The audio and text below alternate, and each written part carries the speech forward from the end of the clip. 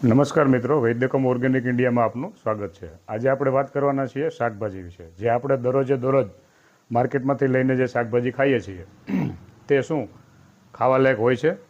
ખ્યાલ છે આપણને? નથી ને?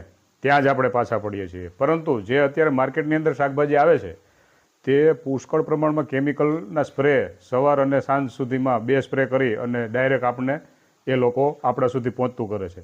તો કેમિકલવાળો જે શાકભાજી છે એ આપણા શરીર માટે કેટલા બધા ઘાતક છે એ આપણે જાણતા જ નથી, અને એ શાકભાજી આપણે હોશે ને હોશે ખાઈએ છીએ। તો શું આપણને એવું નથી લાગતું કે આપણે થોડોક એવો બદલાવ લાવવો પડે? કેવો બદલાવ? તો કે જે ખેડૂત પોતાના ખેતરમાં ઉગાડે છે દવા પેસ્ટિસાઇડ વગરના શાકભાજી, એવા શાકભાજીનો ખાવાનો આપણે આગ્રહ રાખવો જોઈએ। આપણે જોઈએ છીએ કે ફેમિલી ડૉક્ટર આપણે રાખીએ છીએ, પરંતુ અત્યારે જમાનો આવ્યો છે ફેમિલી ફાર્મર રાખવાનો। જો મારી વાત તમને સારી લાગી હોય તો શેર કરજો, સબસ્ક્રાઈબ કરજો અને કોમેન્ટમાં જણાવજો। નમસ્કાર।